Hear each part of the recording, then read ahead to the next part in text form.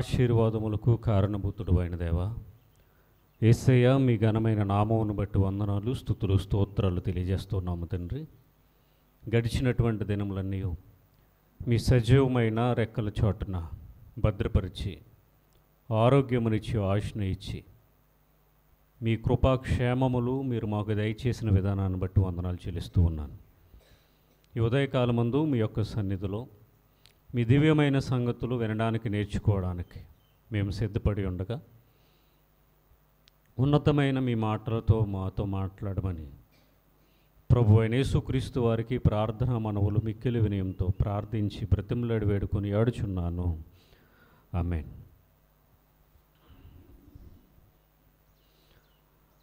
అందరికీ ప్రభు అయిన యేసుక్రీస్తు వారి ఘనమైన నామమున నా యొక్క శుభములు వందనాలు తెలియజేస్తూ ఉన్నాను. దేవుడు మనలను ప్రేమించి ఆరోగ్యమునిచ్చి ఆయుష్ని ఇచ్చి సజీవులుగాను మనకు క్షేమాన్ని అనుగ్రహించినటువంటి మనందరి దేవుడు లోకరక్షకుడైన యేసుక్రీస్తు వారి ఘనమైన నామమునకే మహిమ కొలుగునుగాక. ఆమేన్.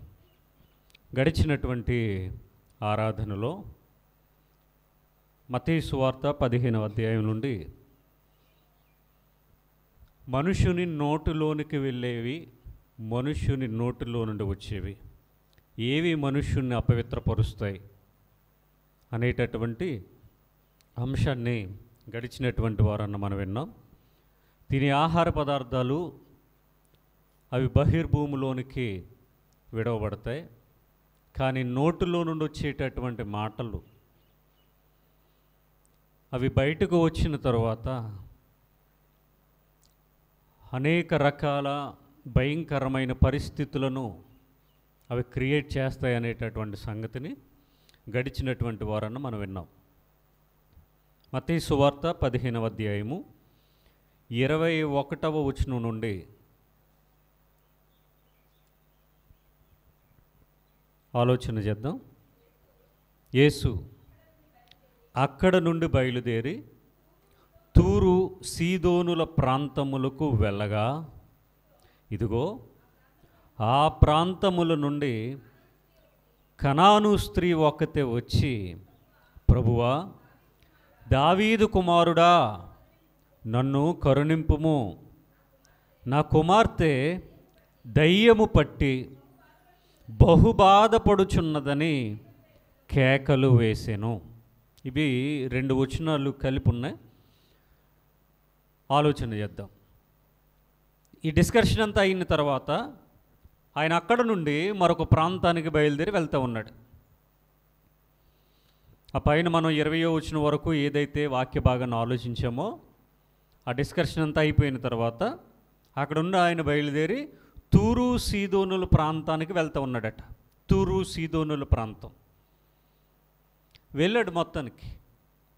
ఆయన అలాగ వెళ్ళగా, ఇదిగో ఆ ప్రాంతముల నుండి కనాను స్త్రీ ఒకతే వచ్చిందట. నేటికి కూడా దేవుని దగ్గరికి ఎందుకు వస్తారు, దేవుని ఎందుకు నమ్ముతారు అంటే అనేక మంది వారి అవసరతలు తీర్చుకోవడానికే. ప్రపంచమంతా అలానే ఉంటుంది. చాలా వరకు కూడా వారి యొక్క అవసరతలు తీర్చుకోవడానికే. ఆ తూరు సీదోనుల ప్రాంతాల్లో ప్రభువారు అక్కడికి వెళ్ళినప్పుడు ఆయన అక్కడికి వచ్చాడన్నటువంటి సంగతిని ఒక కనాను స్త్రీ తెలుసుకుందట. తెలుసుకుని ఆయన దగ్గరికి వచ్చింది, ఆయన ఉన్నటువంటి ప్లేస్కి వచ్చింది.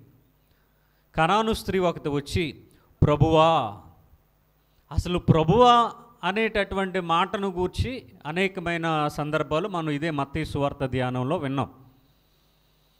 ప్రభువా, దావీదు కుమారుడా. ప్రభువా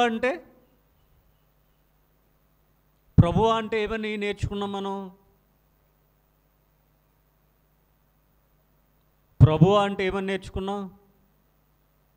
మనం అన్నీ నేర్చుకుంటాం, కానీ అన్ని బీరువాలు పెట్టుకుని చర్చికి ఖాళీగా వస్తాం.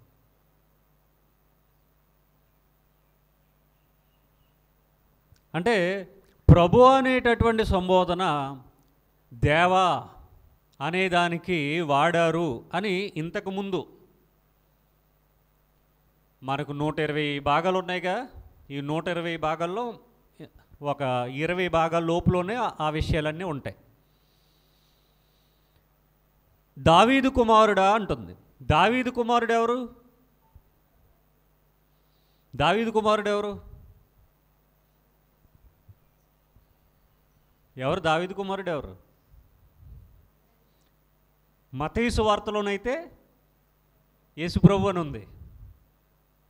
అదే మత్తయి సువార్తలో యోసేపు కూడా దావీదు కుమారుడనే ఉంది. ఫిజికల్గా దావీదు కుమారుడు ఎవరంటే దావీదుకు సొలొమోనుకు అన్నట్టుగా మనకు పాత నిబంధనలో కనబడుతూ ఉంటుంది. ఇక్కడ ఈ సందర్భాల్లో మనం చూస్తే దావీదు కుమారుడా నన్ను కరుణింపుము. మనం ఇంతకుముందు గ్రుడ్డివారు కానీ కుష్ఠరోగులు కానీ వాళ్ళు కూడా పలికినటువంటి పదం ఏంటంటే దావీదు కుమారుడా మమ్ము కరుణింపుము, దావీదు కుమారుడా మమ్ము కరుణింపుమని వాళ్ళు కేకలు వేశారు. అలాగే ఇక్కడ ఈమె కూడా ప్రభువా దావీదు కుమారుడా నన్ను కరుణించుము అని అడుగుతూ ఉంది. అంటే కరుణించాలి అంటే కరుణించు అని అడుగుతూ ఉన్నారంటే వాళ్ళకి ఏదో ఒక బలమైన అవసరత ఉన్నది యేసు ప్రభు వారితో. ఆయన్నే కరుణించు కరుణించు అని అడుగుతూ ఉందంటే ఆమెకు ఉన్నటువంటి సమస్య మరెవరు కూడా తీర్చలేనిది, ఎవరు కూడా సాల్వ్ చేయలేరు. ఆమెకు ఉన్నటువంటి ఇబ్బంది నుండి ఆమెను ఎవరు కూడా బయటకు తీసుకురాలేరు. అందుకని ఆమె ఇంతలాగా అడుగుతూ ఉన్నది. ఇంతకీ ఏంటి ఆమె సమస్య అంటే ఆమె చెప్తా ఉంది, నా కుమార్తె దయ్యము పట్టి బహు బాధపడుచున్నదని కేకలు వేసెను. ఆమెకు కుమార్తె ఉందట. ఆమెకు ఉన్నటువంటి ఆ కుమార్తెకు దెయ్యం పట్టిందట. ఆ కనాను స్త్రీ యొక్క కుమార్తెకు దయ్యము పట్టి బహు బాధపడుచున్నది అని కేకలు వేస్తా చెబుతూ ఉందన్నమాట. ఇలాంటి సందర్భాలు మనకు మొత్తం యేసుప్రభు వారి యొక్క పరిచర్యలు కావచ్చు, శిష్యులు చేసినటువంటి పరిచర్యలు కావచ్చు, ఇవన్నీ కూడా మనకు కనబడుతూ ఉంటాయి. ఇక్కడ కూడా ఆమె అడిగేటటువంటి సమస్య ఏంటంటే నా కుమార్తెను దెయ్యం పట్టుకుంది. ఆమె చాలా బాధపడుతుందట. బహు బాధపడుచున్నదని కేకలు వేసింది. ఆమె పడేటటువంటి బాధలు ఏమేంటో చెప్పలేదు, కానీ మొత్తానికి బహు బాధలు పడుచున్నదని అయితే చెప్పింది. మనకు శాన అనేటటువంటి దెయ్యాలు పట్టినటువంటి వాని యొక్క పరిస్థితి తెలుసు. వాడికి దెయ్యాలు పట్టిన తర్వాత వాడు ఎలా ఉన్నాడు? అతి భయంకరంగా ఉన్నాడు. రాళ్ళు తీసుకుని తనకు తాను గాయాలు చేసుకుంటున్నాడు. ఎక్కడ పడితే అక్కడ పడిపోతూ ఉన్నాడు. సమాధులలో తిరుగుతూ ఉన్నాడు. పెద్దగా కేకలు వేస్తూ ఉన్నాడు. గొలుసులు వేసి కట్టేసిన గొలుసులు కూడా తెంపుకుపోతున్నాడట.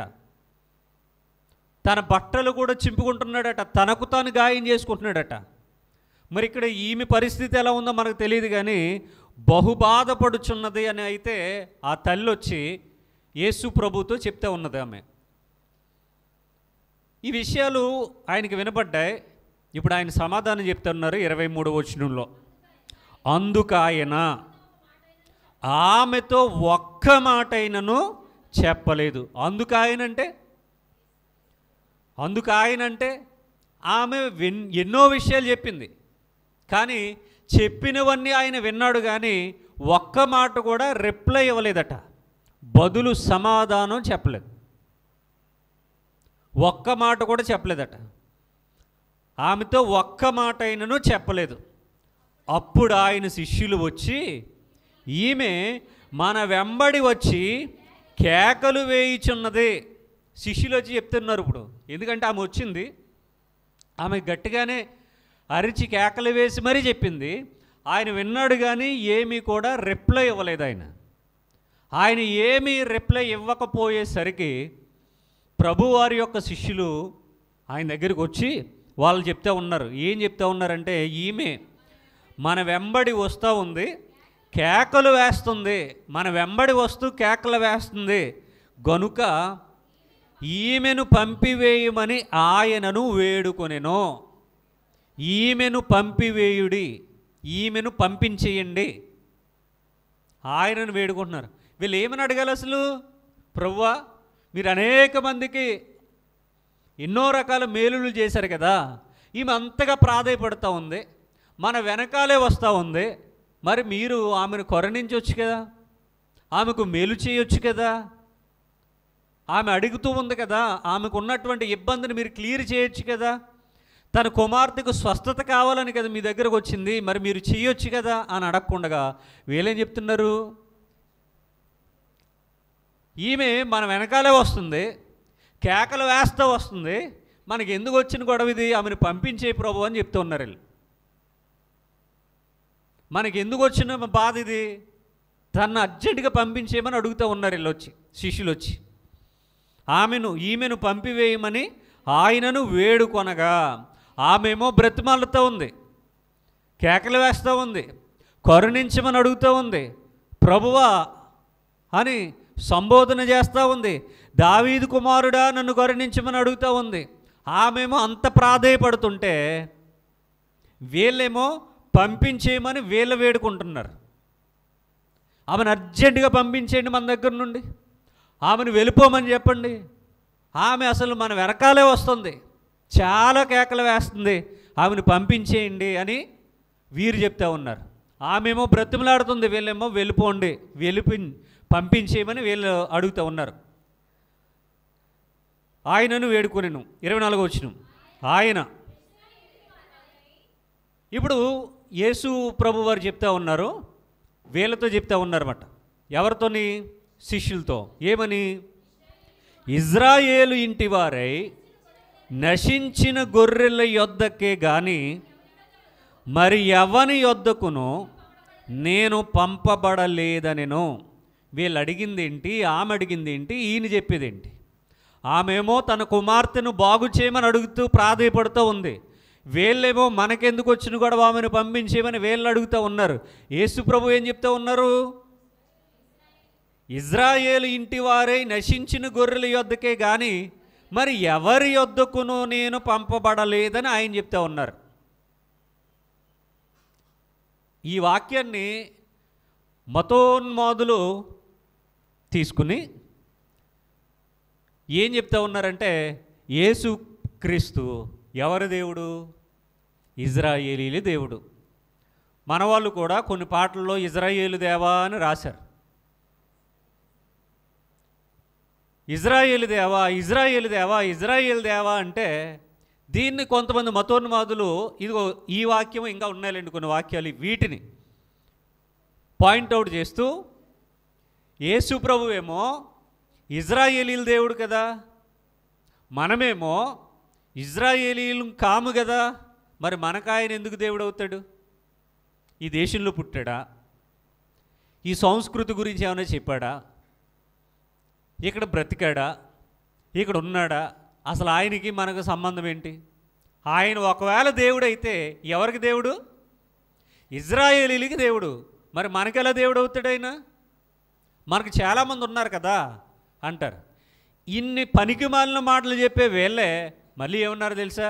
ఆయనకి భారతదేశానికి సంబంధం లేదు, ఆయన ఇక్కడ దేవుడు కాదు అక్కడ దేవుడే, ఆయన అక్కడోళ్ళు నమ్ముకుంటారు ఇక్కడోళ్ళు నమ్ముకోవాల్సిన పని లేదు అని చెప్పి వాగుతూ ఉన్నటువంటి వీళ్ళు మరలా ఏం మాట్లాడతారు? ఆయన 12వ ఏట ఇజ్రాయేల్ దేశంలో నుండి భారతదేశానికి ఎద్దుల బండి మీద వచ్చి ఇక్కడ యోగా నేర్చుకుని కొన్ని విద్యలు నేర్చుకుని సుమారుగా 18 ఏళ్ళు, 12వ ఏట వచ్చాడు, ఇంకో 18 ఏళ్ళు ఇక్కడే ఉన్నాడు, 30వ సంవత్సరం వచ్చేటప్పటికి మరలా ఇజ్రాయేల్ దేశానికి వెళ్ళిపోయాడు. ఇక్కడికి వచ్చి చాలా నేర్చుకుని అక్కడికి వెళ్ళిపోయాడు. అక్కడికి వెళ్ళిన తర్వాత ఇదిగో మన బైబిల్లో వ్రాయబడినటువంటి సూచిక్రియలన్నీ కూడా దెయ్యాలను వదిలించడాలు, చనిపోయిన వారిని బ్రతికించడం, కుష్టి వ్యాధిగ్రస్తులను నయం చేయటం, ఊచ చేయగల వారిని బాగు చేయటం, కుంటివారికి కాళ్ళు ఇవ్వడం, గుడ్డివారికి కళ్ళు ఇవ్వటం, ఇలాగా ఎన్నో రకాలుగా ప్రజలందరికీ మేలులు చేశాడు కదా ఆయన. ఇవన్నీ ఎలాగ సాధ్యమయ్యాయి ఆయనకంటే 12వ ఏట ఇండియాకు వచ్చి 18 ఏళ్ళు ఇక్కడే ఉండి ఈ విద్యలన్నీ నేర్చుకుని అక్కడికి వెళ్ళి అక్కడ ప్రదర్శన చేశాడు అని చెప్పారు. ఈ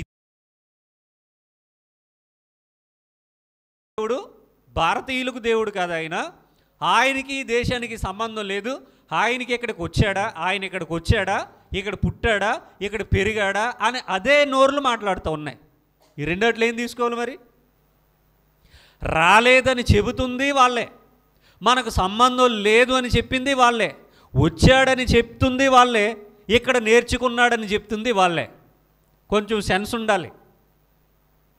ఏదైనా మాట్లాడితే కొంచెం సెన్స్ పనిచేయాలి. రాలేదని వాళ్ళే చెప్తూ ఉన్నారు, వచ్చాడని వాళ్ళే చెప్తున్నారు. చూడండి ఎలా ఉందో వీళ్ళ యొక్క సంగతి. కనుక అంటే ఇక్కడ వ్రాయబడినటువంటి వాక్యం గురించి మనం మాట్లాడితే యేసు ప్రభు వారు చెప్పారు, తన నోటితో ఆయనే చెప్పుకున్నారు. ఏమని? ఇజ్రాయేలు ఇంటివారై, ఇజ్రాయేలు ఇంటివారై, ఇంటివారై, ఇంటివారై అంటే ఇజ్రాయేలు ఇంటివారై. ఇజ్రాయేలు ఇంటివారు ఎవరు? అసలు ఇజ్రాయేల్ ఎవరు? ఇజ్రాయేల్ ఎవరు? యాకోబు. యాకోబు ఇంటివారై. యాకోబు ఇంటివారు ఎవరు? 12 మంది కుమారులు, 12 గోత్రాలు, గోత్రకర్తలు, వంశావళి ఉందిగా, వాళ్ళ కోసం నేను వచ్చానని చెప్తే ఉన్నాడు ఆయన. ఇజ్రాయేలు ఇంటివారై అంటే యాకోబు సంతానం కోసం నేను వచ్చాను, ఇజ్రాయేలీల కోసం రక్షకునిగా నేను వచ్చాను అని చెప్పాడు. అంటే మరి ఇక్కడే ఆగిపోతే ఎలా? ఆ తర్వాత ఇంకా ముందుకెళ్తే ఆయన ఏం చెప్పాడు అనేది తెలుస్తుంది. ఓన్లీ ఆయన ఇజ్రాయేలీల దేవుడైనా సర్వ సృష్టికర్త అనేది ఇంకా లోతుల్లోనికి వెళ్ళినప్పుడు మనకు అర్థమవుతూ ఉంటుంది. కానీ ఇక్కడ కొన్ని సందర్భాలు, కొన్ని వచనాలు తీసుకుని పరిపూర్ణతలోనికి రాకుండా అసంపూర్తిగా అక్కడ ఇజ్రాయేలీ కొరకు నేను వచ్చానన్నటువంటి సందర్భాన్ని మొత్తానికి అక్కడికే తీసుకుని ఇజ్రాయేలీల కోసం ఆయన వచ్చాడు, మిగిలిన వాళ్ళకి ఆయన దేవుడు కాదు అనేటటువంటి ప్రయత్నం చేశారు. ఇది ఎలా ఉంటుందంటే, క్రీస్తు యేసును నరుడు అని వ్రాయబడినటువంటి వాక్యం ఉంది కదా.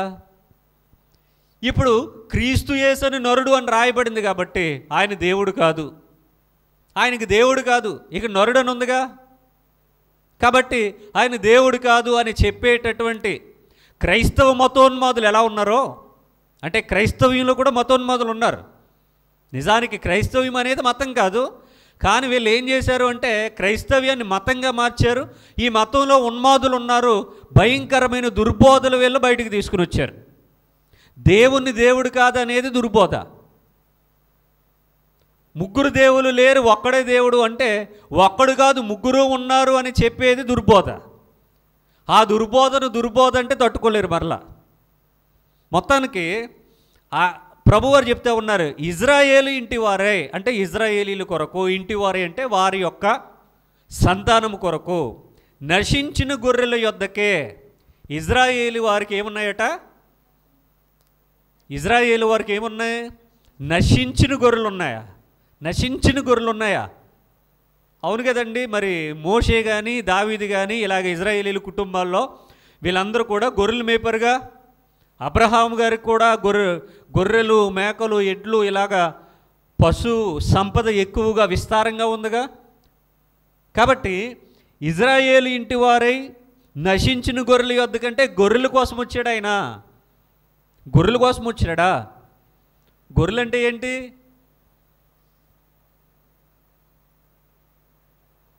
ఇక్కడ ఉన్నారా? గొర్రెలు అంటే ఏంటి చెప్పకపోతే చెప్పండి. గొర్రెలు అని చెప్పారు కదా, గొర్రెలు అంటే ఏంటని అడుగుతున్నా.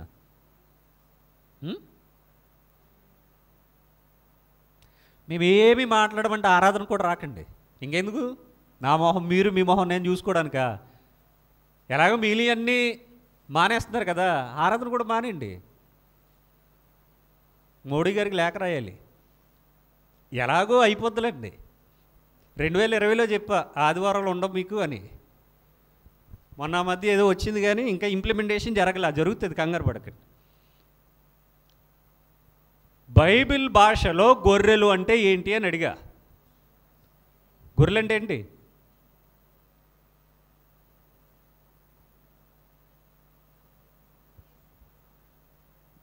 సరే మౌనంగానే ఉండండి, నాకే. మేము వీడియో అప్లోడ్ చేసేటప్పుడు ఆ బిట్ కట్ చేసి మిగిలింది అప్లోడ్ చేసుకుంటాం. గొర్రెలు అంటే ఏంటో చెప్తేనే చెప్తా, లేకపోతే చెప్పను. ఇంకా చూడండి, అలాగే చూడండి.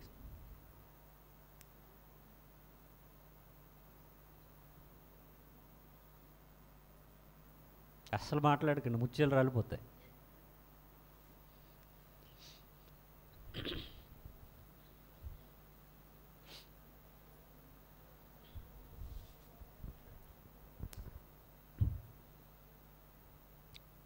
ఏంటి చెప్పరా ఏంటి? ఇక్కడ యేసు ప్రభు వారు గొర్రెల యొద్దకు వచ్చానని చెప్తే ఉన్నాడు. చదివారుగా, ఏంటా గొర్రెలు అని అడుగుతున్నా. ఇజ్రాయేలీ అందరూ గొర్రెలే కాసుకున్నారు. ఇప్పటికీ కూడా వాళ్ళకి బోల్డని గొర్రెలు, మేకలు ఇవన్నీ కూడా సంపద అనేది ఉంటుంది. మన చుట్టుపక్కల కూడా గొర్రెల మందలు, మేకల మందలు తోలుకెళ్ళే వాళ్ళని చూస్తూ ఉంటాం. ఆ గొర్రెల యేసుప్రభు వారు వచ్చింది ఈ గొర్రెలు కాపాడడానిక? ఏ గొర్రెలు? గొర్రెలు అంటే ఏంటి?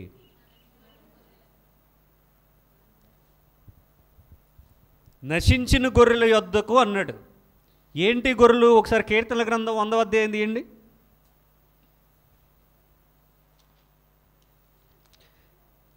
కీర్తనలు 100.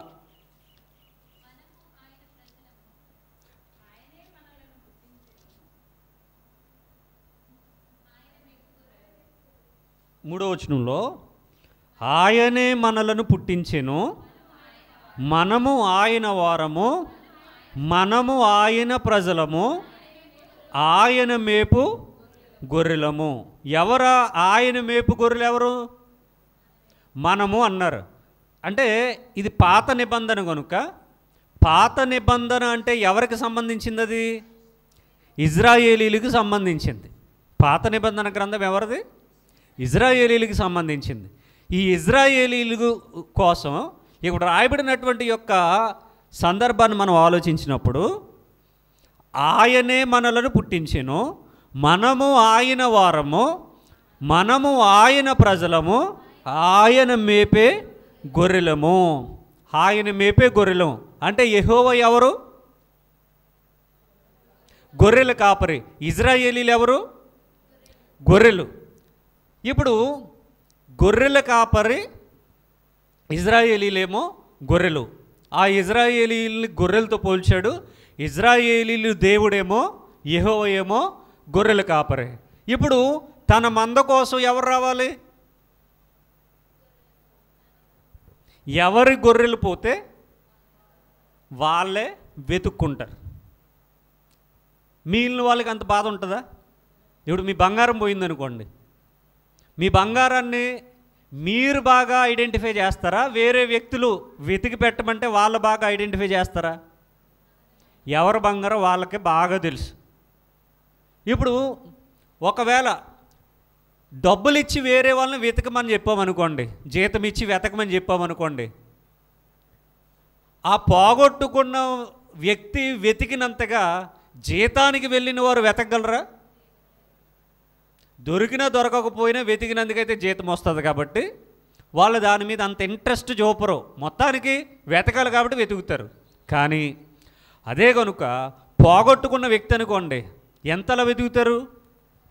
పగలు రాత్రి నిద్ర ఉండదు, తిండి ఉండదు, మనస్సుకు ప్రశాంతత ఉండదు, కుదురుగా కూర్చోలేరు, నిలబడలేరు.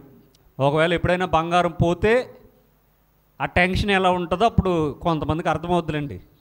పిల్లలు పట్టీలని, చెవులకు పెట్టుకునే రింగ్స్ అని పోగొట్టుకుంటారు, అప్పుడు వెతుకుతారు. పోగొట్టుకున్న పిల్లలకి ఏమనిపించదు, వాళ్ళు బాగానే ఆడుకుంటారు. ఇంట్లో ఉన్న వాళ్ళకేమో టెన్షన్ వస్తుంది. అలాగా ఇక్కడ ఎవరైతే ఇజ్రాయేలీలకు కాపరిగా ఉన్నారో, ఎవరైతే ఆ కాపరికి గొర్రెలుగా ఉన్నారో, ఆ గొర్రెలను కాపాడుకోవాలి అంటే ఆ కాపరే సీన్లోనికి రావాలి. ఇది మనసులో పెట్టుకోండి. ఇక ఒక కాపరి 100 గొర్రెలు కాస్తా ఉన్నాడు, అందులో ఒకటి తప్పిపోయింది. ఇప్పుడు పోతే పోయింది, ఇంకా 99 ఉన్నాయి అనుకుంటాడు కాపరి. ఏమనుకుంటాడు? ఈ 99టిని పక్కన పెట్టి తప్పిపోయిన ఒక గొర్రె కోసం ఆయన ఏం చేస్తాడట? వెతుకుతాడట. అది దొరికేంత వరకు అతనికి సంతోషం లేదంట. అది దొరికినప్పుడు సంతోషపడతాడట. అది ఆయింది కాబట్టి. సరే, ఇక్కడికి వచ్చేయండి మరలా 15వ అధ్యాయంలోనికి. నశించిన గొర్రెలు, ఇజ్రాయేలు ఇంటివారే నశించిన గొర్రెల యొద్దకే కానీ మరి ఎవరి యొద్దకును నేను పంపబడలేదు. ఆయన ఎందుకు వచ్చాడట? ఇజ్రాయేలు ఇంటివారే నశించిన గొర్రెల యొద్దకు వచ్చాడట. ఎందుకు అంటే రక్షించడానికి వచ్చాడట. నశించిన గొర్రెలను వెతకడానికి, నశించిన గొర్రెలను రక్షించుకోవడానికి ఆయన వచ్చాడట. ఎవరింటికి వచ్చాడు అంటే ఇజ్రాయేలు ఇంటి వారి వద్దకు నేను మొట్టమొదటిగా పంపబడ్డాను లేక వచ్చాను అని చెప్తే ఉన్నాడు. సరే, ఇది మనం అర్థం చేసుకోవాలంటే మరి ఈయన పంపబడ్డాడంటే ఆయనకి బాధ ఎందుకు అసలు? ఆయన ఇంకో దేవుడు పంపితే వచ్చినప్పుడు ఆయనకి అంత బాధ ఎందుకు? మరి పంపబడ్డాడని రాయబడిందిగా. పంపబడ్డాడు అని రాయబడ్డం వెనకాల ఉన్న ఉద్దేశం ఏంటంటే శరీరాన్ని ధరించుకున్నాడు అనేది అర్థం. వారిని కాపాడడానికి వారు ఎలా ఉన్నారు? ఆ గొర్రెలు ఎలా ఉన్నాయి? మనుష్యులుగా ఉన్నారుగా. ఈ మనుష్యులుగా ఉన్నటువంటి దేవుని గొర్రెలను కాపాడాలి అంటే దేవుడు కూడా మనుష్యుడిగా మారాలి. అందుకే పంపబడ్డాను అన్నాడంటే శరీరాన్ని ధరించుకున్నాడు. ఎందుకంటే ఆయన గొర్రెలు ఏ విధంగా అయితే శరీరాన్ని ధరించుకుని మనుష్యులకి ఈ లోకంలో ఉన్నారో వారిని రక్షించడానికి కూడా ఆయన కూడా శరీరాన్ని ధరించుకుని మనుష్యుడిగా ఈ లోకానికి రావాలి. ఇందులో ఉన్నటువంటి ఆంతర్యం అది. అలాగ వచ్చేటటువంటి క్రమాన్ని ఆయన ఏమని చెప్తా ఉన్నారు అంటే పంపబడ్డాను అని చెప్తా ఉన్నాడు ఆయన. పంపబడ్డాను అదే రాశారు కదా ఇక్కడ. నేను పంపబడిన వాడను అంటే వేరే వాళ్ళ కోసం రాలేదు, వీళ్ళ కోసం వచ్చాననే సందర్భం అది. రైట్. అంటే ఆయన వాళ్ళ కోసం ఎందుకు వచ్చాడు అంటే ఇజ్రాయేలీలందరూ ఎవరి గొర్రెలు? యెహోవా గొర్రెలా, యేసు గొర్రెలా? యేసు గొర్రెలే. యేసు గొర్రెలే. యేసు గొర్రెలే కాబట్టే ఆయన రక్షించుకోవడానికి వచ్చాడు. ఇజ్రాయేలీలందరూ ఎవరి గొర్రెలు? యేసు గొర్రెలే. యేసు గొర్రెలు కాబట్టే ఆ ఇజ్రాయేలీలందరినీ రక్షించుకోవడానికి యేసు వచ్చాడు. అంటే మనం బాగా అర్థం చేసుకుంటే మరి పాత నిబంధనలో ఇజ్రాయేలీలు ఎవరి గొర్రెలు? యెహోవా గొర్రెలు కదా. అంటే పాత నిబంధనలో యెహోవా ఎవరు మరి? పాత నిబంధనలో యెహోవాయే, నూతన నిబంధనలు కనబడేటటువంటి యేసు ప్రభువారు. ఇంత ఉంది ఇందులో. ఇది ఎవరికి అర్థమవుద్ది? ఓ గంట ప్రసంగంలో దేవుడు ఎవరు అనేది వీళ్ళకి అర్థం చేయించడం అంటే అది జరగనటువంటి పని. అది ప్రసంగాల్లో తప్పులు వెతికితే వీళ్ళకి అసలే అర్థం కాదు.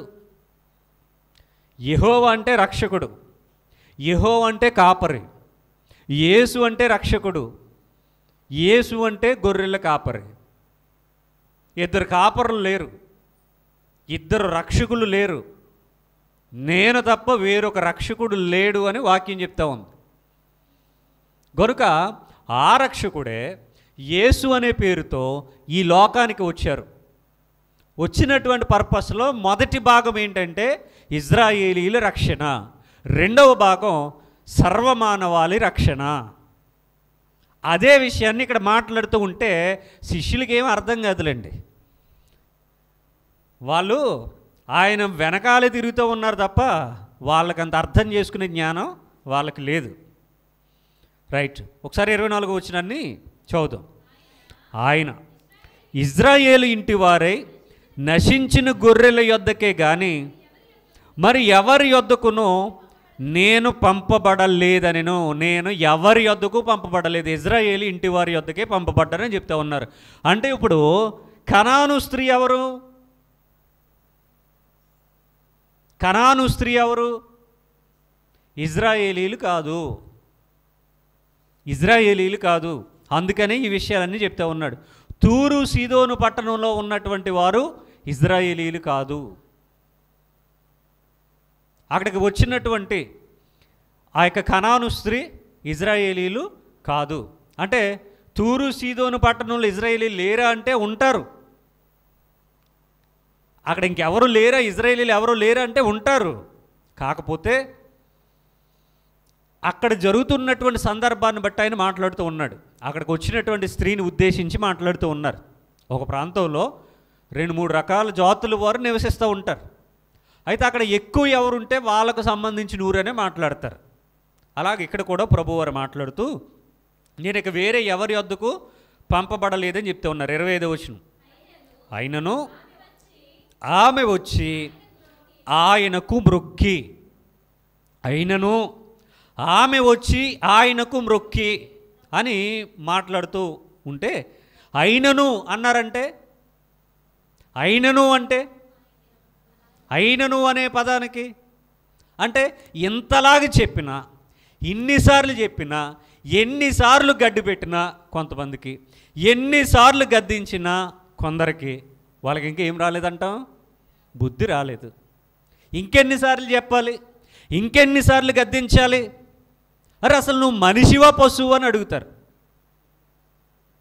మొన్న ఒక పశువు ఏమన్నాడంటే, క్రైస్తవులందరూ జంతువులకు పుట్టారు అన్నాడు. ఇంతకీ వాడు ఏ గ్రంథాన్ని అయితే పఠిస్తూ ఉన్నాడో, ఎవరి కోసమైతే బతుకుతూ ఉన్నాడో వాళ్ళందరూ జంతువులకు పుట్టినోళ్ళే. వాళ్ళ గ్రంథంలోనే రాసుకున్నారు, జంతువులకు పుట్టినోళ్ళని వాళ్ళ గ్రంథంలోనే రాసుకున్నారు. ఈ జంతువుకు పుట్టినోడు క్రైస్తవులందరూ జంతువులకు పుట్టారని మాట్లాడుతూ ఉన్నాడు. ఇంకేం చెప్పాలి వాడికి? ప్రభువారు అదే చెప్పారు, నీ కంటిలో ఉన్న దూలమును ఎంచక ఎదుటివారి కంటిలో ఉన్నటువంటి నలుసును ఎంచుటేయాలా? నువ్వెవడవరు అసలు అని అడుగుతూ ఉన్నాడు ఆయన. నీ గ్రంథంలోనేమో టన్నులు ఉంది భూత పురాణం, ఇంకొకటి గ్రంథంలోకి వెళ్ళి నువ్వు చెప్తావు. కనుక ప్రభువారి మాటలు అర్థం చేసుకుంటే ప్రపంచం ఎప్పుడో బాగుపడును. ఆయన మాటలు వీళ్ళకి ఎప్పుడు కూడా అర్థం కావు. ఇలా అర్థం కాకుండా చాలామంది ఆయన చెబుతూ ఉన్నటువంటి ఆ యొక్క వాక్యాలను కానీ ఆయన సందేశాన్ని కానీ అపార్థం చేసుకున్నటువంటి వారు అనేక మంది ఈ యొక్క లోకంలో ఉన్నారు.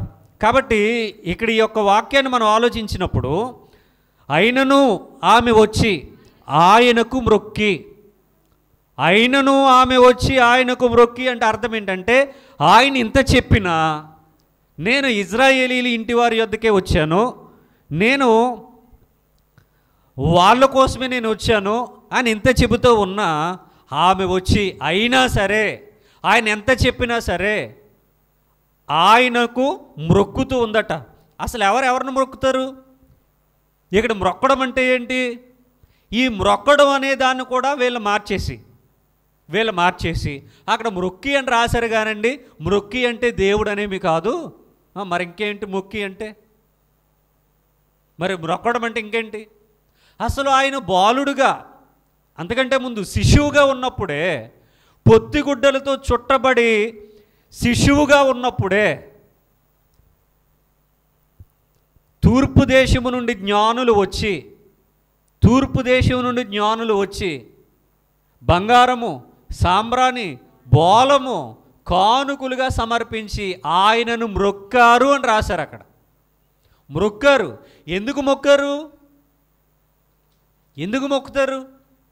ఎవరో ఒక సామాన్యమైన స్త్రీకి, లేక ఒక పురుషునికి, లేదా ఒక కుటుంబంలో పుట్టినటువంటి ఒక సర్వసాధారణమైన ఒక బిడ్డకు మొక్కుతారు. అసలు ఆయనను మొక్కారు. శిశువుగా ఉన్నప్పుడు ఆయన్ను మొక్కారు అంటే అర్థం ఏంటంటే ఆయన దేవుడు అని అర్థం చేసుకోవాలి. అలాగే చాలా సందర్భాల్లో శిష్యులు కూడా వారి యొక్క ప్రాణాపాయ స్థితిలో నుండి వారిని రక్షించినప్పుడు ఆయనకు మ్రొక్కారు అని ఉంటుంది. ఇక్కడ కూడా ఈమె ఏం చేస్తుందట? ఆయనకు మ్రొక్కుతూ ఉంది. ఆయన ఎంత చెప్పినా. అయినను ఆమె వచ్చి ఆయనకు మ్రొక్కి ఏమంటుంది ఇప్పుడు? ప్రభువా నాకు సహాయము చేయమని అడిగెను. ప్రభువా అంటే దేవా, ప్రభువా అంటే దేవా. ఆల్రెడీ ప్రభువా అంటే ఏంటో చెప్పుకున్నావు, కాకపోతే మీ మెమరీ ఫిల్ అయిపోయి ఉంటుంది. నాకు సహాయం చేయమని అడిగాను. ఏంటి సహాయం? సహాయం అని ఏమడుగుతుంది? డబ్బులు అడుగుతుంది ఆమె వచ్చి? బట్టలు అడుగుతుందా, ఆహారం పెట్టమని అడుగుతుందా? ఇవేమీ అడగట్లా. తన కుమార్తెకు స్వస్థత కావాలి, దెయ్యం పట్టింది, బహు బాధపడుతూ ఉంది, స్వస్థత కావాలని అడుగుతూ ఉంది. సరే, అందుకు ఆయన 26వ వచనంలో అంటే మరలా సమాధానం చెప్తా ఉన్నాడు ఆయన. అందుకు ఆయన పిల్లల రొట్టె తీసుకుని కుక్క పిల్లలకు వేయుట యుక్తము కాదని చెప్పగా, ఏం చెప్తా ఉన్నాడు ఆయన? పిల్లల రొట్టె తీసుకుని కుక్క పిల్లలకు వేయుట యుక్తము కాదని చెప్తా ఉన్నాడు. పిల్లలేంటి, కుక్క పిల్లలేంటి అంటే అన్ని జనాంగం అంతా కుక్క పిల్లలా, ఇజ్రాయేలీలేమో పిల్లలా? ఉదాహరణ చెప్తా ఉన్నాడు. అంటే దీన్ని మళ్ళీ అపార్థం చేసుకుంటే అలాగే ఉంటుంది అనుకోండి. ఉదాహరణ చెప్తా ఉన్నాడు. ఒక తండ్రి లేదా ఒక యజమానుడు తన బిడ్డలకు ఆహారాన్ని సిద్ధం చేసుకున్నాడు. ఇప్పుడు ఆకలితో ఉన్నటువంటి తన పిల్లలకి ఈ ఆహారాన్ని పెడతాడా? ఆ రోడ్డు మీద పోయేటటువంటి కుక్క పిల్లలకు పెడతాడా? మీరైతే ఎవరికి పెడతారు? మీరు కష్టపడ్డారు, పని చేశారు, డబ్బులు తెచ్చుకున్నారు, ఇంట్లో ఉన్నటువంటి మీ పిల్లల కోసం మంచి మంచి ఆహార పదార్థాలు సిద్ధం చేశారు. ఇక అందరూ కలిసి కూర్చుని తిందామనేసరికి రోడ్డు మీద ఊరకొక్కలు తిరుగుతూ ఉన్నాయి. ఇప్పుడు మీ పరిస్థితి ఏంటి? ఊరకొక్కలకి, ఆ కుక్క పిల్లలకి, ఆ రోడ్డు మీద తిరిగే కుక్కలకి పెట్టాలా? మీ పిల్లలకి మీ కష్టార్జితాన్ని పెట్టాలా? మీరు దేనికి పెడతారు? మీరు మంచోళ్ళు కాబట్టి కుక్క పిల్లలు పెడతారు కదా. ఎవరైనా సరే, ఈ ఎగ్జాంపుల్ పక్కన పెడదాం. మన పిల్లలు ఉన్నారు, వేరే వాళ్ళ పిల్లలు కూడా ఉన్నారు. ఇక్కడ బాగా ఉంటుంది ప్రేమ కదా. మన పిల్లలు ఉన్నారు, వేరే వాళ్ళ పిల్లలు కూడా ఉన్నారు. మన పిల్లలకు తల్లిదండ్రులుగా, అన్నదమ్ములుగా, అక్క చెల్లెమ్మలుగా పెద్ద కుటుంబం ఉంది. కానీ ఆ పిల్లలేమో ఎవరూ లేనటువంటి వారు. ఒకవేళ ఎవరన్నా ఉన్నా సరే వాళ్ళ పోషణ, వాళ్ళ సంరక్షణ చూసేటటువంటి వారు ఎవరు సరిగా లేరు. మన పిల్లలకు పెట్టే సమయానికి ఆ పిల్లలు కూడా కనబడ్డారు మన కళ్ళ ముందు. ఇప్పుడు మన పరిస్థితి ఏంటి? మన పిల్లలకే పెడతామా, వాళ్ళకు కూడా పెడతామా? మనం దేనికి మాట్లాడలేదంటే తప్పును ఒప్పుకుంటున్నట్టే. ఎవరికి పెడతాం? మన మనసు ఎలా ఉంటుంది? పోనీ మన పిల్లలకే మనం పెట్టాం, ఈ లోపల వాళ్ళు వచ్చారు, ఈ పిల్లలు వాళ్ళకి పెడుతున్నారు, అప్పుడు ఈ పిల్లల్ని మనమేమంటాం? చాలా మంచి పని చేసావు అని అప్రిషియేట్ చేస్తామా? ఏయ్ లోపలికి రా, తలుపేయి, వాళ్ళతో నీకు పని ఏంటి, తిన్నాకెళ్ది కానిలే, వాళ్ళందరినీ లోపలికి తీసుకొస్తున్నావేంటి, నీకు పెట్టిందంత వాళ్ళకి పెట్టేస్తే నువ్వేం చేస్తావు, నువ్వేం తింటావు అంటాం కదా. సర్వసాధారణంగా మనుషులకు ఉన్నటువంటి మనస్తత్వం ఇదే. దేవుని ప్రేమను ఎరిగినటువంటి వారి యొక్క పరిస్థితి వేరు, మామూలుగా సాధారణమైన జీవితాలు గడిపేటటువంటి వారి పరిస్థితి వేరు. ఇలాగా ఇప్పుడు ప్రభువారు ఎగ్జాంపుల్ చెప్తే ఉన్నారు ఆమెకు. పిల్లల రొట్టె తీసుకొని కుక్క పిల్లలకు వేయటం యుక్తము కాదని చెప్పగా, నేను ఇజ్రాయేలీల కోసం వచ్చాను, వాళ్ళకు మేలు చేయడానికి వచ్చాను, వాళ్ళు నశించిపోతున్నటువంటి నా గొర్రెల కోసం నేను వచ్చాను, నా గొర్రెలను వెతకి రక్షించడానికి నేను వచ్చాను, వాళ్ళకు భోజనం పెట్టుకోవడానికి నేను వచ్చాను, వాళ్ళకు రొట్టె ముక్కలు పెట్టడానికి నేను వచ్చాను, నా వాళ్ళు అని చెబుతూ ఇండైరెక్ట్గా ఏం చెప్తున్నాడంటే, మిగిలిన వాళ్ళ కోసం నేను రాలేదు, అన్యుల కోసం నేను రాలేదు, మీకేదో న్యాయం చేద్దామని, మీకేదో చేద్దామని నేను రాలేదు అని చెప్పారు. ఇలాంటివన్నీ కూడా ఈ మతోన్మాదులకు బాగా అర్థమవుతాయి. మరి ఇక్కడ ఇలా అన్నాడు కదా ఆయన అంటే, అన్నారు, అనలేదని మనమేమీ బొంకటం లేదు వీళ్ళకలా, మనమేం అబద్ధాలు చెప్పట్లా. కానీ పరిపూర్ణత అంటూ ఒకటి ఉంది. ఇంకా ముందుకెళ్ళేసరికి ఆయన కేవలం ఇజ్రాయేలీలకే దేవుడా, సర్వమానవాళికి దేవుడా, ఇజ్రాయేలీల్ని రక్షించడానికి వచ్చాడా, సర్వమానవాళ్ళని రక్షించడానికి వచ్చాడా, ఆయన సృష్టికర్తగా ఇజ్రాయేలీల్నే చేశాడా, మిగిలిన వాళ్ళందరినీ వేరే సృష్టికర్త ఇంకొకటి ఎవడన్నా వచ్చి చేశాడా అనేది అన్నీ అర్థమవుతాయి పరిపూర్ణతలోనికి వస్తే. అసంపూర్ణంగా ఒకే వాక్యాన్ని పట్టుకుని దాన్ని కాంట్రవర్సీ చేసి దాన్ని తప్పుబట్టాలనుకుంటే అది తప్పుగానే కనబడుతుంది. పచ్చకామెరలోడికి ప్రపంచమంతా పచ్చగా కనబడిందట, అలాగ వీళ్ళకు కూడా మతోన్మాదం అనే పిచ్చితో వీళ్ళు ఉన్నప్పుడు ఆ ఉన్మాదం అనే కనబడుతుంది ప్రతిదీ కూడా. సత్యం అనేది వీళ్ళకి బోధపడదు. ఇప్పుడు ఈమెకు అర్థమైంది విషయం, ఈమెకు అర్థమైంది. ఆయన ఎప్పుడైతే అలా చెప్పారో అప్పుడు చెప్తా ఉంది ఆమె కూడా ఏమని, ఆమె నిజమే ప్రభువా, కుక్క పిల్లలు కూడా తమ యజమానుల బల్ల మీద నుండి పడు మొక్కలు తినును కదా అని చెప్పాను. అంటే ఈమెమంటుంది, ప్రభువా నీ పిల్లలకు పెట్టేది మాకు ఇచ్చేయమని అడగట్లా, మీ పిల్లలు తినగా మిగిలినటువంటి మొక్కలు మీరు ఎలాగూ పడేస్తారు కదా, ఆ మొక్కలు ఇవ్వండి, ఆ మొక్కలతో మేము సంతృప్తి పడతాం అని చెప్తా ఉంది. ఆకలి తీర్చుకుంటాం. ధనవంతుడు భోజనం బాగా తింటున్నాడట, మిగిలిపోయిన పాచిపోయినవన్నీ పట్టుకొచ్చి పెంటలో పడేస్తున్నాడట. ఆ పెంటలో పడేసివి కుక్కలకు పడేసివన్నీ కూడా ఎవరు తింటున్నారు? ధనవంతుడి ఇంట వాకిట పడి ఉన్న లాజరు తింటా ఉన్నాడు. చనిపోయిన తర్వాత వాళ్ళ పరిస్థితి, ఒకరేమో నిజమైన ధనవంతుడయ్యాడు, ఒకరేమో నిజమైన దరిద్రుడయ్యారు. అదే సందర్భం మనం ఇక్కడ కూడా ఆలోచించవచ్చు.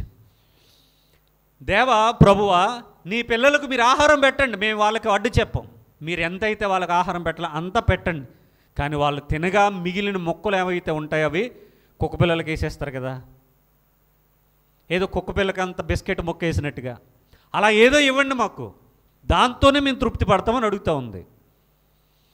అయితే తమ యజమానుల బల్ల మీద నుండి పడు మొక్కలు తినును కదా అని చెప్తా ఉంది. అంటే ప్రభువుని ఒక యజమానుడిగా, ప్రభు అంటే దేవునిగా ఆమె మాట్లాడుతూ ఉంది. అందుకు యేసు, అమ్మా నీ విశ్వాసము గొప్పదే, నీ విశ్వాసము గొప్పదే. అంటే ఆమెకి ఎంత గొప్ప విశ్వాసం ఉంది, గొప్ప విశ్వాసం ఉందా? ఎందుకంటే అంతకుముందు ప్రభువారు బాధపడతారు, మీ మధ్య చేసినటువంటి సూచక్రియలు, మీకు చేసినటువంటి మేలులు, అసలు ఆ కాలంలో లోతు గారి కాలంలో ఉన్నటువంటి సొదొమ గొమొర్రా పట్టణాలు చేసినా వాళ్ళు ఎప్పుడో బాగుపడుదురేమో అని చెప్పాడు ఆయన. అవును, సొదొమ గొమొర్రా పట్టణాలు చేయడానికి యేసుప్రభు లేడుగా, యేసుప్రభు లేడుగా. అప్పుడు ఉన్నాడు యేసుప్రభు? ఎప్పుడూ ఉన్నాడు. యేసుక్రీస్తు నిన్న నేడు నిరంతరము ఏకరీతిగా ఉన్నాడు. అబ్రహాంతో మాట్లాడాడు, లోతుతో అక్కడ ఉన్నటువంటి ఆ యొక్క పరిస్థితిని చక్కబెట్టాడు. సృష్టి లేనప్పుడు ఆయన ఉన్నాడు, అందుకని ఆయన ఉన్నవాడు, అందుకని ఆయన ప్రతి దానిని కలుగజేసినవాడు. కాలము లేనప్పుడు ఆయన ఉన్నాడు, కాలాన్ని కలుగజేసినవాడు ఆయనే. నిన్న నేడు నిరంతరం ఆయన ఏకరీతిగా ఉన్నాడు. వీళ్ళకి అక్కడ పేరు చెప్పలేదు కాబట్టి ఇంకో దేవుడు అని వీళ్ళు అన్నారు, కానీ నిజానికి ఆయన ప్రతి కాలంలో కూడా ఆయన ఉన్నాడు. అలాగా ఆయన బాధపడుతూ ఉంటాడు, ఎందుకంటే వాళ్ళ మధ్య ఎన్నో సూచక్రియలు చేశారు, అద్భుతాలు చేశారు, చనిపోయిన వాళ్ళను కూడా ఆయన బ్రతికించాడు, వాళ్ళకి ఎన్నో మేలులు చేశాడు, ఎంతో త్యాగం చేసుకున్నాడు ఆయన వాళ్ళ మధ్య. కానీ వాళ్ళు దానిని గుర్తించలేకపోయారు, మహిమాన్వితుడకు ప్రభు అని గుర్తించలేకపోయారు. అలా గుర్తించలేకుండా ఆయనను సిలువ వేసి చంపారు. మహిమాన్వితుడు అంటే యెహోవా అని అర్థం. యెహోవా ధరించుకున్నటువంటి దేహాన్ని మహిమ దేహము అని అంటారు. వీళ్ళందరికీ బలుబు ఎప్పుడు వెలుగుద్దో. సరే, మొత్తానికి యేసు ప్రభు వారు ఆమెలో ఏం చూశారు అంటే విశ్వాసాన్ని చూశారు. అది కూడా గొప్పదైన విశ్వాసం. ఆయన వాళ్ళ మధ్య ఎన్ని చేసినా వాళ్ళకి అసలు విశ్వాసం లేదు. ఇంక గొప్పదైన విశ్వాసం ఇంకెక్కడ వస్తుంది వాళ్ళకి? ఏమీ లేదు. ఎందుకంటే తల్లిదండ్రులు ఉన్నప్పుడు పిల్లలకు తల్లిదండ్రులు విలువ తెలియదు, కడుపు నిండా ఆహారం ఉన్నప్పుడు ఆ ఆహారం విలువ పిల్లలకు తెలియదు, ఏ కష్టాలు లేనప్పుడు సమయం విలువ కానీ, డబ్బుల విలువ కానీ, మనుషుల విలువ కానీ కొందరికి తెలియదు. అవన్నీ దూరమైనప్పుడే ఆ బంధాల విలువ కూడా అర్థమవుతూ ఉంటుంది. అలాగా యేసు ప్రభు వారు ఇజ్రాయేలీల కొరకు వచ్చి ఇజ్రాయేలీలకు ఎన్నెన్నో మేలులు చేస్తే వాళ్ళకి ఆయన విలువ తెలియలేదు, బయటోళ్ళకు తెలుస్తూ ఉంటుంది. అందుకని ప్రభు వారు అంటారు, ప్రవక్త తన ఇంట తప్ప మరి ఎక్కడ కూడా ఘనహీనుడు కాడు. ఎందుకంటే మంచి ప్రభుత్వం ఉన్నప్పుడు పరిపాలించేటటువంటి ఆయన యొక్క విలువ తెలియదు, జనాలను ఇబ్బందులు పెట్టేటటువంటి ప్రభుత్వం వచ్చినప్పుడు ఆ ఇబ్బందులు పడుతూ ఉన్నప్పుడు ఆ మంచోడి విలువ అందరికీ తెలుస్తుంది. అలాగే ప్రభువారు కూడా చెప్పారు, ప్రవక్త వాళ్ళ మధ్యలో గనుడు కాదు, బయట ఎక్కడైనా ఘనహీనుడు కాదు, బయట ఎక్కడైనా గొప్పోడే. అదే విషయం ఈమెకు అర్థమైంది. ఇజ్రాయేలీలకు అర్థం కాలే, ఇజ్రాయేలీలు అర్థం చేసుకోలేదు ఆయన్ని. నీ విశ్వాసము గొప్పది, నీవు కోరినట్టే నీకు అవునుగాక, నీవు కోరినట్టే నీకు అవునుగాక అని ఆమెతో చెప్పాను. ఇప్పటి వరకు ఈ సందర్భాన్ని అంతా చూస్తే ఆయన చేయడానికి ఇష్టపడలా, అసలు నీ కోసం రాలేదని చెప్పాడు, చేయను అని చెప్పేశాడు మొత్తానికి. కానీ ఆమెకు ఉన్నటువంటి విశ్వాసం, ఆయన వద్దన్నా కాదన్నా ఏమన్నా సరే ఆయన బతిమలాడుకున్నటువంటి విశ్వాసం, ఆయన చేయనన్నటువంటి ఆయనతోనే ఆమె ఏ పని కొరకైతే వచ్చిందో దానిని సాధించుకున్నదే. అలా ఉండాలి. మనం ఉంటామా? ఎప్పుడు ఎగనామం పెడదామని మనం ఉంటాం. మనకి దేవుని వాక్యం వినడానికి, దేవునికి దగ్గరగా ఉండడానికి, దేవునితో సహవాసం కలిగి ఉండడానికి, వాక్యంతో అనుబంధం కలిగి ఉండడానికి ఎంతగానో ఎన్నో రకాల అవకాశం ఉంటుంది మనకి. దాన్ని ఉపయోగించుకుంటామా? 99% దేవునికి దగ్గరగా ఉండడానికి అవకాశం ఉంటే మనమేమో దూరం అవుతూ ఉంటాం. అంటే ఎలా, అసలు ఒక మాటలో చెప్పాలి అంటే ఖచ్చితంగా మనం 100% దేవునికి దగ్గర ఉండడానికి అన్ని అవకాశాలు ఉన్నాయి. కానీ అప్పుడు మాత్రం మనం దేవునికి దూరంగానే ఉంటాం. కానీ కొన్ని పరిస్థితులు అసలు దేవునికి దూరం చేసేటటువంటి పరిస్థితులే వస్తాయి. అప్పుడు మరల దేవుడు కావాలనిపిస్తుంది. అలాగే ఇక్కడ కూడా ఇజ్రాయేలీలకు ఆయన విలువ తెలియలేదు. ఈరోజు కొంతమంది క్రైస్తవులుగా చెప్పుకుంటున్నటువంటి వారికి కూడా యేసు ప్రభు వారి యొక్క విలువ తెలియడం లేదు. అందుకు యేసు, అమ్మా నీ విశ్వాసము గొప్పది, నీవు కోరినట్టే నీకు అవునుగాక అని చెప్తూ ఉన్నాడు.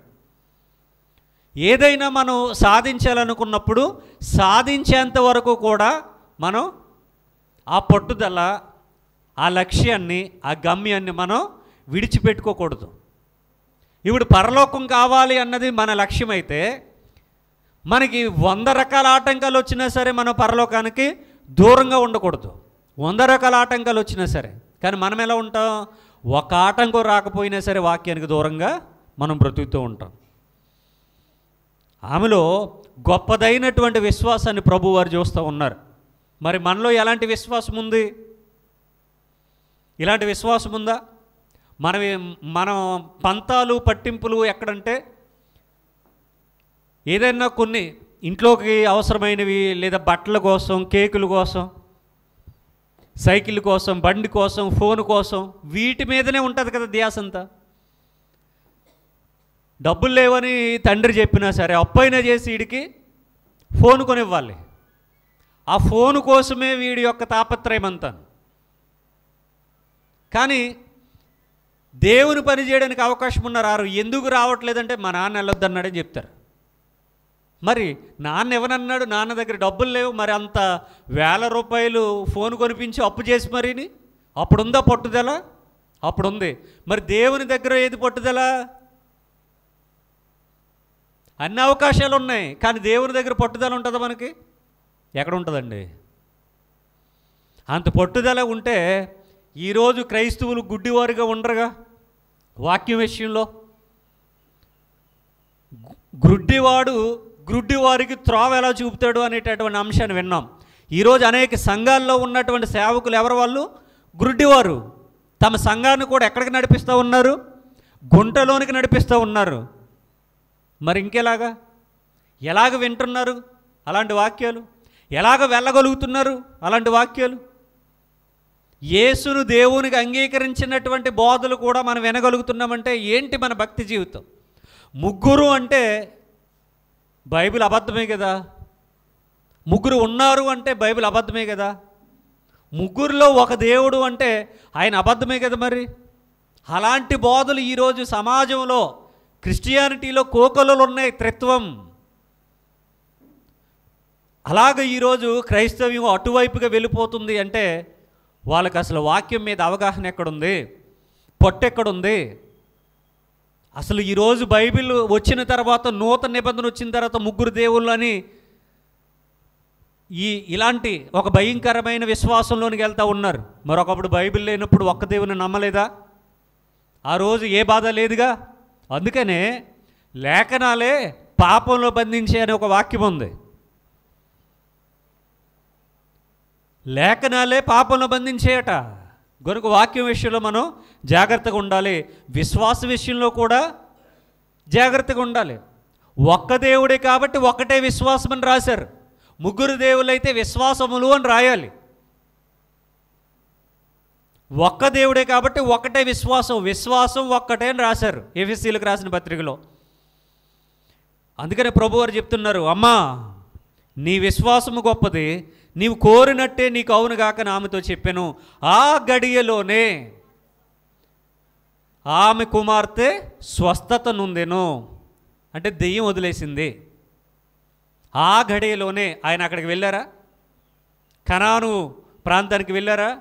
వెళ్ళలేదు. ఈయన ఎక్కడున్నారు? తూరు సీదోను ప్రాంతంలో ఉన్నారు.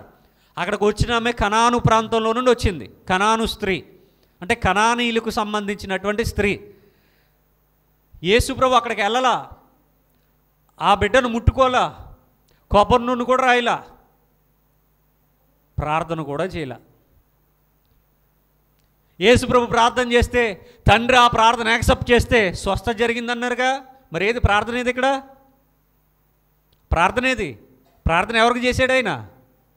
అక్కడికి వెళ్ళలేదు, చూడలేదు, ముట్టలేదు, ప్రార్థన కూడా చేయలేదు. మరి స్వస్థత వచ్చింది. అది అలా ఉంటుంది బైబిల్ అంటే. యేసుప్రభు ప్రార్థన చేస్తే తండ్రి యాక్సెప్ట్ చేస్తే అప్పుడు జరుగుతుంది అంటే స్వస్థత. ఇంకా ఆయన ఎందుకు? అదేదో కనబడకుండా ఆయనే చేసేచ్చు కదా పైనుంచి. మళ్ళీ ఇంకొక ఆయన పంపించాలి భూమి మీదకి. ఆ గడియలోనే ఆమె కుమార్తె స్వస్థత నొందెను. స్వస్థత పొందుకుందట. 28 వరకు టిక్ పెట్టుకోండి. మిగిలినటువంటి సందర్భం వచ్చే వారం మాట్లాడుకుందాం. ప్రార్థన చేసుకుందాం. సర్వోన్నతుడువు, మహోన్నతుడువు, సకలాశీర్వాదములకు కారణభూతుడు అయిన దేవా, యేసయ్య మీ ఘనమైన నామమును బట్టి వందనాలు, స్తుతులు, స్తోత్రాలు తెలియజేస్తున్నాం తండ్రి. ఇప్పటి వరకు తూరు సీదోను ప్రాంతంలో మీరున్నప్పుడు కనాను స్త్రీ ఒకటి వచ్చి తన కుమార్తె దెయ్యము పట్టినదై బహువేదన పడుచున్నది అనేటటువంటి సందర్భంలో ఆమె విశ్వాసానికి పరీక్ష, ఆ పరీక్షలో ఆమె గెలిచింది. తన కుమార్తెకు స్వస్థత దొరికింది. ఆ విధంగానైనా మీరు చేసినటువంటి కార్యాన్ని మేము ఆలోచించినప్పుడు ఆమెకున్నటువంటి విశ్వాసం గొప్పది అనేటటువంటి సంగతి మాకును అర్థమైంది. విత్తబడినటువంటి మాటలను ఆయన మా హృదయంలో భద్రం చేసుకుని వాక్యానుసారంగా జీవించే కృపాభాగ్యాన్ని మా అందరికీ ప్రసాదించమని కోరుతూ ప్రభు అయిన యేసుక్రీస్తు వారికే ఈ ప్రార్థన మనవులు మిక్కిలి వినయంతో ప్రార్థించి బ్రతిమలాడి వేడుకొని ఆడుచున్నాను. ఆమెన్.